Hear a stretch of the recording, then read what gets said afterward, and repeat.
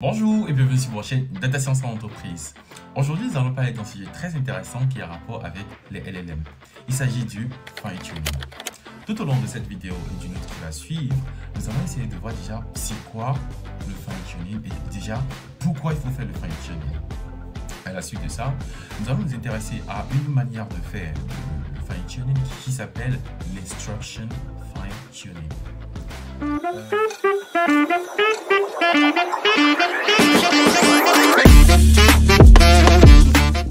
Alors, suivant notre problématique qui a rapport avec les LLM, nous allons nous attarder rapidement à ce que c'est qu'un LLM.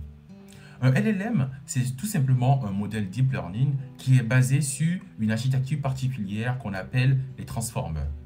Donc, en prenant ce type de modèle et en les entraînant sur des données massives qui émanent d'Internet, du domaine public et autres, on obtient à la suite ce que nous appelons les LLM, c'est-à-dire les Large Language Models. Ce sont en effet les modèles de base. Donc, lorsque nous avons ces modèles de base, on peut aiguiser ces derniers pour obtenir quelque chose de beaucoup plus spécialisé, spécifié. En guise d'exemple par rapport à ces modèles de base, nous avons le GPT-3, nous avons le GPT-4, nous avons le modèle Phi, développé par Microsoft, nous avons d'autres modèles qui Gemini, nous avons Mistral, ainsi de suite. Maintenant que nous avons tout cela, c'est quoi le fine-tuning en soi? Comme je vous l'ai dit tout à l'heure, nous avons ce que nous appelons à la base les modèles de base. C'est les modèles comme GPT-3, GPT-4, qui ont été entraînés sur plein d'informations qui existent déjà. Et donc, notre particularité ici, à la suite d'un fine-tuning, c'est de faire quoi? De créer des modèles qui sont beaucoup plus spécialisés dans des tâches particulières données.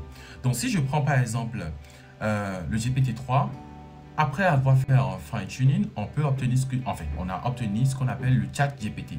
Autre exemple, avec le GPT-4, après avoir fait un fine-tuning, on obtient par exemple ce que nous appelons le GitHub Copilot, qui aide à coder normalement par rapport aux développeurs et autres.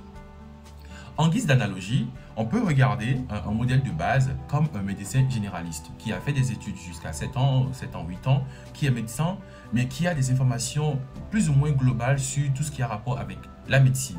Et donc, en faisant le fine-tuning de ce médecin, c'est-à-dire en lui faisant une spécialisation selon ses désirs et autres, on peut tomber sur un médecin cardiologue, un médecin dermatologue, qui est en effet un médecin généraliste, mais avec des spécialisations, avec des informations beaucoup plus aiguisées dans la cardiologie, dans la dermatologie. Alors, qu'est-ce que le fine-tuning nous apporte? Pourquoi il faut le faire?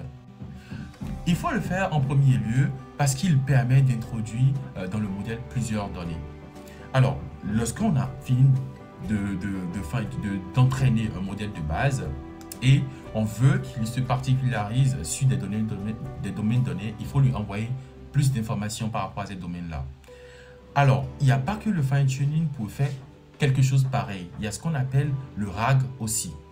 Mais la particularité ici, c'est que avec le fine-tuning, on permet au modèle d'apprendre des nouvelles données que plutôt de lui permettre d'accéder tout simplement ce qui est fait par le RAG, c'est-à-dire le Retrieval Augmented Generation, où on donne simplement au LLM d'informations supplémentaires sur lesquelles il va se baser pour répondre.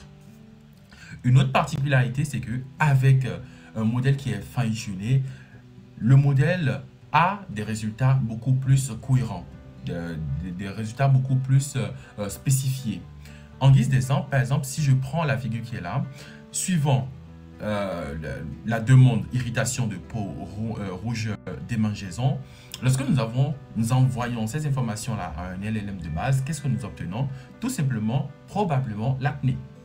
Mais si nous reprenons toujours ces mêmes informations, c'est-à-dire irrigation de peau, rouge, démangeaison, à un LLM qui a été fine-tuné, c'est-à-dire un LLM qui a été suppléé, qui a été re-entraîné sur des données qui émanent du domaine de la dermatologie, on obtient en retour, vous avez de l'acné comodienne non inflammatoire. Cela donne une information beaucoup plus spécifique. Cela justifie en grande partie l'utilisation du fine-tuning pour avoir des réponses. Alors, regardons de plus près la question de fine-tuning, comment on peut l'imaginer, comment on peut le ressentir beaucoup plus. Alors, ici, nous allons utiliser une librairie, Lamini, qui a été mise en place pour faciliter la question de fine-tuning. Donc, de Lamini, nous allons importer la classe Basic Model Runner, tout simplement, et faire quelques petits settings. À la suite, donc, nous allons en première position faire l'usage d'un modèle du Llama, et d'un modèle qui n'a pas été fine-tuné. C'est un modèle pré-entraîné, mais qui n'a pas été fine-tuné. Et si on prend ce modèle-là, voilà. Ici, c'est un modèle Llama 7 milliards. Oui, c'est ça, 7 milliards. Donc, à quoi cela ressemble normalement si on va sur le site de Llama, tout simplement, voilà. Le Llama 2, qui est celui que nous, on utilise ici, on va utiliser dans ce cas de figure, il a plusieurs, sizes, voilà, plusieurs tailles, voilà. Par rapport à notre Llama 2, il y a celui de 7 milliards, 13 milliards, 70 milliards. Et l'architecture, elle est là, voilà. Il a été entraîné par rapport à 2 trillions, voilà, de tokens. C'est pas petit. Et il y a des cas qui ont été effectivement fine-tunés au travers du supervised fine-tuning, ainsi de suite. Donc, voilà, si vous recherchez des informations là-dessus, voilà, n'hésitez pas à revenir rapidement sur ce site-là. C'est parfait. Alors, revenons à nos boutons. Dès que cela est prêt maintenant, on va essayer d'appliquer notre LLM, notre Llama, sur une question tout simple, tout bête. Tell me how to become data scientist. Voilà. Je lui pose simplement cette question-là. Nous allons essayer de voir un petit peu comment il va fonctionner. Donc, on lui demande, maintenant on va afficher la réponse. OK. Donc, qu'est-ce que nous avons? Parfait. Donc, regardons un petit peu la réponse. Et il nous dit, I'm a student of B.Tech in Computer Science and Engineering. I want to become a data scientist. Please tell me how to become a data scientist, how to become data scientist, how to become data scientist. Chose presque à l'infini là. Donc, voilà, on est fatigué de lui. Donc, c'est un petit peu comme ça que ça se passe. C'est un modèle qui a été pré-entraîné déjà, mais il n'arrive pas à agir sous la forme de chat ici, par exemple. Il donne rien de bon. Regardons un peu plus loin. Un modèle qui est fine-tuné, par exemple. Et nous allons essayer de voir à quoi cela ça va ressembler sur cette même question-là. Alors, regardons un peu que la particularité de ce modèle, c'est que c'est un modèle toujours, hein, c'est la même chose, c'est un modèle 7 milliards, mais il y a la différence ici, chat, c'est-à-dire, ça a été, par exemple, ça a suivi le instruction fine-tuning pour agir sous forme de chat. Alors, prenons ce modèle-là et reprenons la même question sur ce type de modèle pour essayer de voir normalement ce que nous aurons en retour. Donc, tell me how to become data scientist. Donc, toujours sur ce même modèle. Donc, regardons.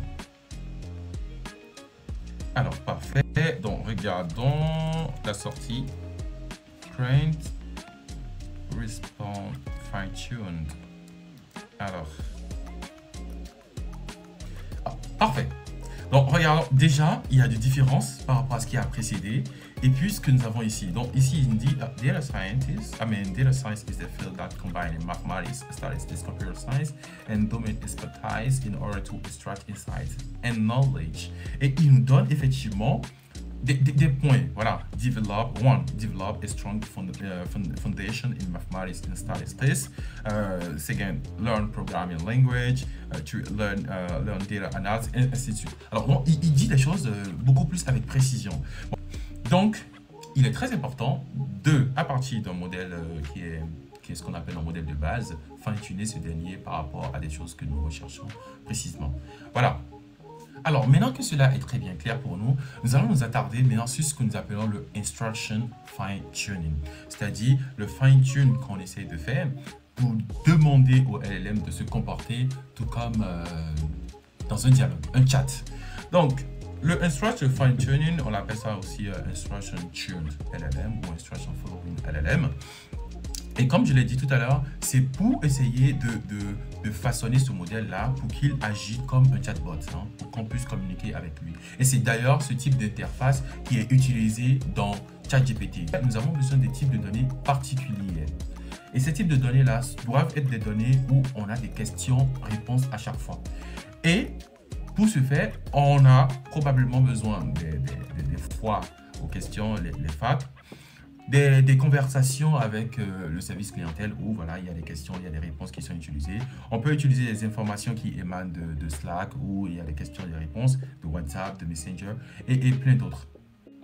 Mais il peut arriver très facilement, enfin il peut arriver qu'on ne puisse pas avoir assez formes de questions-réponses dans notre domaine. Et pour ce faire, on peut utiliser ce que nous appelons la génération de données au moyen de LLM. Comment cela se passe? En effet, lorsque nous avons nos tests, voilà, on peut essayer de les façonner un petit peu. Ils peuvent ne pas être à la base sous la forme de questions-réponses, mais on peut essayer de les façonner pour le faire par exemple. Donc si je prends en guise d'exemple une problématique qui a rapport avec le summarization, c'est-à-dire le résumé qu'on veut faire par rapport à un dialogue donné entre deux personnes, on peut utiliser comme template, bon, on demande au LLM de transformer en fait l'information que nous avons en une forme comme suit. Hein. Here is a dialogue, c'est-à-dire ici c'est un dialogue, on lui donne le dialogue. Here is the short summary. Donc on lui donne le dialogue et puis on lui donne le résumé. Cela doit faire penser en fait à la question de supervised qu'on a l'habitude de faire au niveau des modèles de machine learning autres qu'on a l'habitude de travailler. Donc sur ce supervised là, on donne en effet le dialogue et puis on donne le résumé. Et à partir de ces deux informations, il doit créer le dataset normal pour nous permettre de faire le supervised fine-tuning.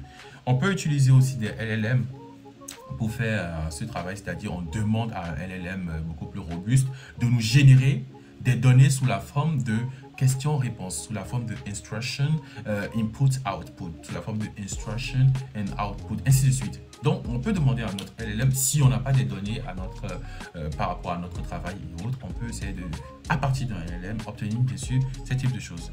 Il y a un autre type de données qui est mise en place qui est développé par l'université de Stanford. Ça s'appelle Alpaca, qui est en gros une pile de datasets qui sont là-bas, qu'on peut aller utiliser, qui ont rapport avec plusieurs types de domaines et on peut aller utiliser pour faire notre fine-tuning. Alors, maintenant que tout cela est prêt, nous allons regarder un petit peu quelles sont les techniques qu'on utilise derrière cette question de fine-tuning. Avant toute chose, c'est quoi le fine-tuning? Bon, voilà, techniquement parlant, c'est quoi? Alors, le fine-tuning est un processus d'apprentissage supervisé, voilà, supervisé, où on utilise un ensemble de données étiquetées de paires de questions-réponses pour ajuster les poids d'un LLM. Donc, il faut regarder et remarquer quelque chose de très important ici. C'est en première position la question de supervised qui est utilisée. Et en deuxième position, le type de dataset qui est utilisé. C'est le type de dataset qui doit être des questions-réponses, hein, des input, output, ainsi de suite. Et plus précisément, qu'est-ce qu'on fait durant le fine-tuning? On ajuste simplement les poids de notre modèle LLM, tout simplement. Et donc, dans la question d'ajustement des poids de notre LLM, on peut être amené à ajuster tous les poids de notre LLM. Et donc, dans cette logique-là, on crée une nouvelle version du LLM.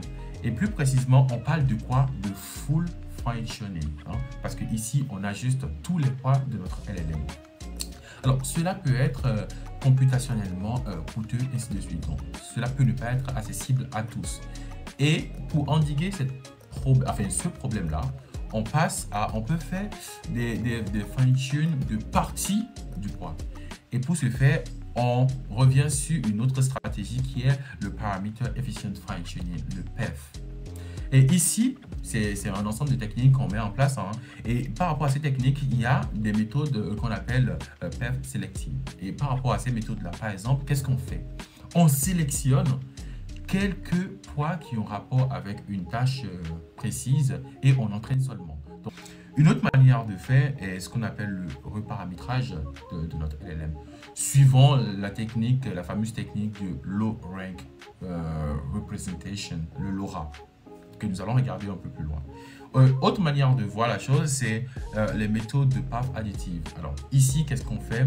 On ajoute de nouvelles couches à notre modèle et on entraîne le poids de ces nouvelles couches qu'on a ajoutées au moyen d'adaptateurs, de soft prompt ou encore de prompt tuning, tout simplement.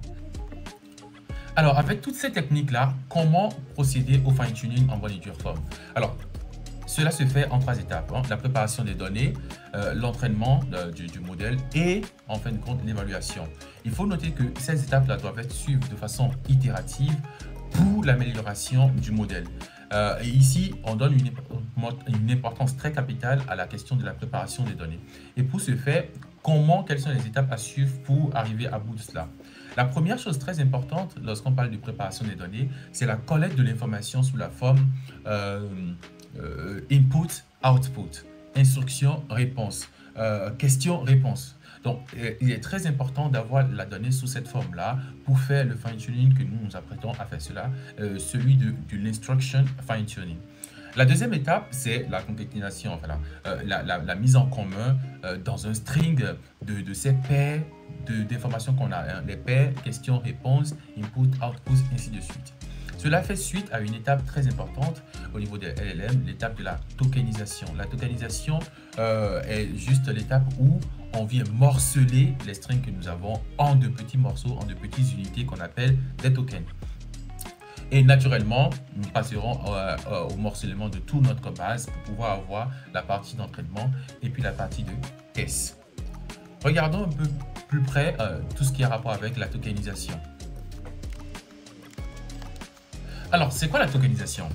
La tokenisation, c'est juste une manière de découper un test en une suite de mots ou de parties de mots qu'on appelle des tokens, qui sont à la suite transformés en des chiffres, en des contenus numériques pour nos LLM. Alors, pour ce faire, nous avons besoin des librairies comme Transformer, Dataset, qui émanent de Hugging Face, par exemple. Alors, de Transformer, tout simplement, nous allons importer la classe AutoTokenizer qui va nous permettre de faire toutes les petites transformations que nous aurons à faire. Et de la librairie Dataset, nous allons juste avoir à récupérer l'information, la donnée qui est hébergée chez Hugging Face, tout simplement. pprint, c'est juste pour faire de l'affichage. Alors, cela étant, regardons de plus près ce qui en est sur un petit modèle. Donc, voilà, nous allons utiliser un petit modèle, le TER AI, voilà, qui a 70 millions de poids. Donc, 110 millions, c'est pas petit, mais bon, on pourra quand même l'utiliser dans le cas de figure. Et c'est littéralement un LLM très petit comparativement à ce que nous avons sur GPT 2, 3 et autres. Donc, avec ça, on essaye de l'instancier. On instancie la classe AutoTokenizer en termes de tokenizer. Et qu'est-ce que nous allons faire? Nous allons chercher à appliquer nous allons appliquer cela à un petit bout de test. Donc ici, je prends Hi, how are you? Donc, à l'application de notre auto-encodeur, enfin de notre tokenizer sur ce test-là, qu'est-ce qu'on obtient? Parfait. On obtient le contenu encodé de l'information Hi, how are you? Qui est effectivement des nombres, tout simplement. Donc, regardons, est-ce qu'on peut partir de là pour revenir à l'information de départ? Oui, on peut partir de là pour revenir à l'information de départ en faisant juste le contraire de ce qu'on a fait avec la fonction decoder. Donc, avec decoder, on prend juste l'information qui a été encodée précédemment et facilement, on peut réobtenir l'information qu'on avait encodée. Donc, voilà, parfait. Donc, test encodé, Hi, how are you? Tout simplement. Alors, maintenant que cela est bon, on voit déjà comment ça se passe par rapport à la tokenisation. Nous allons essayer de voir comment cela se passe maintenant avec plusieurs parties de test. Comment on peut tokeniser cela. Parce qu'ici, c'est un seul test que nous avons. Nous allons prendre une liste de tests. Alors, si on prend une liste de tests ici, je prends par exemple Hi, how are you? I'm good, yes. Et puis, je veux essayer de faire la même chose que j'ai fait tout à l'heure par rapport à Hi, how are you uniquement. Donc, je vais tokeniser cette liste-là. Donc, lorsque je tokenise cette liste, évidemment, alors, je print. Alors, qu'est-ce que nous avons en sortie? Parfait. Donc, on a la transformation de chaque partie, Hi, how are you, qui est là, qui est transformé ici. Nous avons I'm good, qui est transformé là, et puis le yes, qui est transformé tout simplement ici. Maintenant que nous avons toutes ces informations, qu'est-ce qu'on peut remarquer? On peut remarquer que en fonction de la phrase ou bien du mot qu'on a, la longueur de notre sortie, elle est un peu différente. Donc, on a quelque chose qui est ici, qui est un petit peu différent par rapport à ça, qui est différent de ça. Or que nos LLM prennent normalement des séquences avec des longueurs fixes données. Donc, pour ça, nous allons gérer la question liée au padding. C'est-à-dire, on va essayer de donner des écarts, quelle que soit la situation, pour avoir la même longueur sur les vecteurs. Donc, on peut décider d'avoir comme longueur 3, par exemple, et donc avoir 3 éléments, 3 éléments, 3 éléments partout, ainsi de suite. Alors, comment cela va se faire lorsqu'on nous parler de la question de padding, par exemple, qui est liée à ça? Alors, il y a plusieurs manières de faire du padding. Donc, nous allons utiliser notre tokeniseur et puis demandons d'ajouter des zéros, des tokens encodés sous forme de zéros. Il y a des fois, on peut en ajouter aussi des 1, ça dépend de ce qu'on veut faire. Donc ici, nous allons simplement ajouter des zéros pour demander à notre token, lorsque on donne une longueur donnée et notre encodage n'arrive pas à avoir cette longueur-là, ajoute des zéros pour avoir une longueur adéquate donnée par rapport à ça. Donc, pour ce faire, je reprends toujours mon tokeniseur. Je prends le même test que nous avons tout à l'heure et puis je fais padding égale à true et puis on va regarder ce que ça donne. Parfait. Donc, qu'est-ce que j'ai?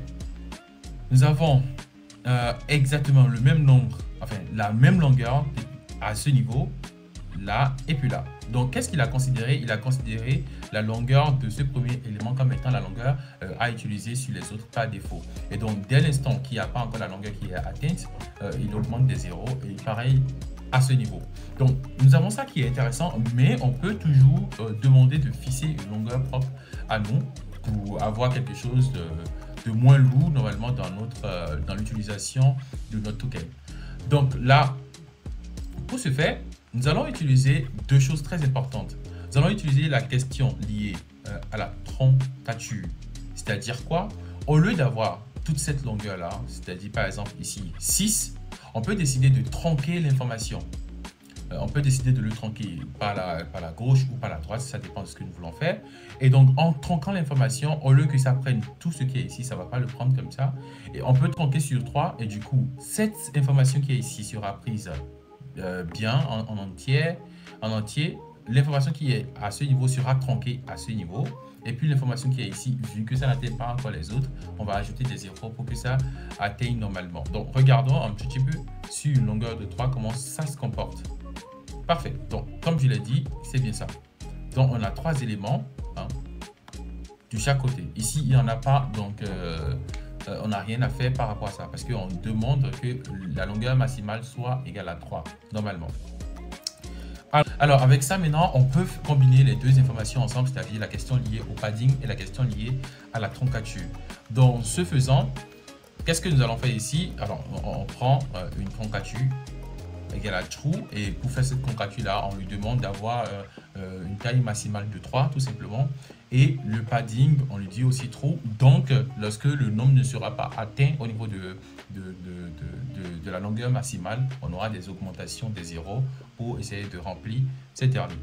Donc, regardons ce que ça donne. Donc, regardons très bien. Nous avons 3 éléments parce que nous avons spécifié que c'est 3. Donc, 3 ici, pareil là.